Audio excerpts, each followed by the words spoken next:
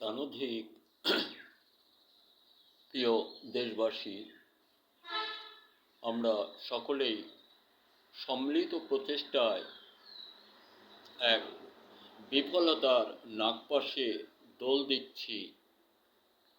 যদি আমরা এখনো শত সাবধানতায় সুন্দর পথের যাত্রী হিসেবে অগ্রগতি বাড়াতে চাই, তাহলে বোধ করি অস্ত্রসিক্ত মানুষটাকে সাথে রাখা আমাদের এ চরম দুঃসময় দুর্দিন আগামী ভবিষ্যৎ সুন্দর করণের জন্য ডক্টর মোহাম্মদ ইউনূস সাহেবকে সকলের শীর্ষ স্থানে দিয়ে রাখেও লাভবান হওয়া যেত বা লাভ করা যেত। কারণ একটা জাতি, একটা দেশ জাতি এটা ধুলো খেলা নয়। এখানে অনেক অনেক দায়ভার বহন করে, সেই বহনকারী একজন মানুষকে দিয়েই করতে হয়।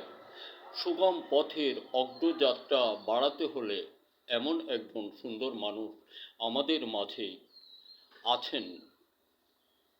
উনি এ পর্যন্ত এখানে যদি না থাকতেন, তাহলে আমরা সকলেই হৃদয় খুলে একবার ভেবে দেখি, আমরা হানাহানি করে, এই সংঘাত করে কত কোটি লোক মারা যেতাম।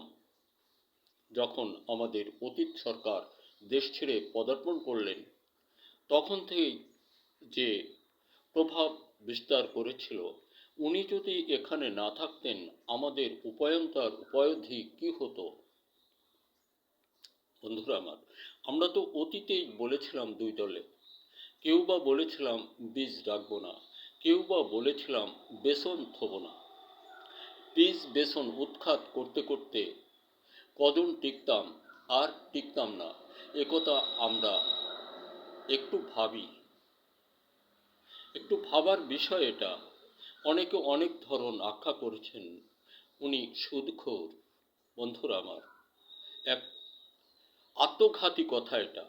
সুদ মুক্ত পৃথিবী আপনি দেখান একটা দেশ পৃথিবীতে, ব্যাংক এনজিও ছাড়া কোন দেশটা আছে? আমরা যেটা মুখে বলে ফেলি ধুমধাম করে, কথাগুলি বলা অনেক সহজ, এটা কার্যে পরিণত করা অনেক অনেক কঠিন। আমরা যারা এই কথাগুলো অবজ্ঞা ভরে বলেছি, তারা কি ভেবেছি আমাদের কর্মক্ষমতার যোগ্যতা কতটুকু কি করতে পারব? শুধুমাত্র আত্ম অহংকারে। কেউ বা গ্রন্থের দিকে তাকান, গ্রন্থ নিয়ে আমরা চলি, সকলেরই উচিত এটা। আপনি কি পেরেছেন? পারেননি, পারবেনও না। তাহলে আমাদের দেশ সুস্থ সুরক্ষা রাখার জন্য, যিনি এতটা দিন আমাদের মাঝে থেকে উন্নত শিরে থাকবার জন্য, রাখবার জন্য প্রাণপণ চেষ্টা চালিয়ে যে অটুট বাদগুলো দিয়েছেন, এটিকে আমরা একবার ভেবেছি? আমরা কোনো দূর অভিসন্ধিমূলক মানুষের কবলে পড়ে নিজেদের অর্থ সহ দেশ জাতি প্রাণ বিসর্জন দিতে আবার উদ্যতমুখী, এটা কি আমাদের জন্য উচিত? আমাদের ভাবার বিষয় এখনো রয়ে গেছে আমাদের ভাববার অনেক অনেক কথা। আমরা ভাবতে চেষ্টা করতেছি না। আমরা চেষ্টা করছি, হায় রে ক্ষমতা, কোথায় যাবে ক্ষমতা? আমি কেন ওই চেয়ারটা পাচ্ছি না? এটাই আমাদের প্রতিযোগিতা, বুদ্ধির প্রতিযোগিতা করেও আমরা উত্তীর্ণ হতে পারবো। আমরা সকলেই বুদ্ধিমান, অধিক অধিক বুদ্ধিমান আমরা, কিন্তু ওই বক্রপথে চালাই। যেমন কৃষক বন্ধু ফসলের মাঠে বক্রকাঠি, ফসলের টানে, ফসলের মায়া, জনতাকে ভেবে সে সোজা পথে চালায়। আর ওই কৃষক তার সন্তান সন্ততিকে সোজা পথে রাখার জন্য সোজা লেখাপড়া শেখায়, সোজা একটা কলম কিনে দিয়েছে। তার যোগ্যতাই বা সে অর্জন করেছে, তার কলমটা সকল ক্ষেত্রেই, বাংলাদেশে আপাতত সকল ক্ষেত্রেই বক্র পথে চলে। বলুন, এ অনেক ব্যথার কথা, এদিকে যাব না। আমার উদ্দেশ্য যেটা, এটা একটু বলছি।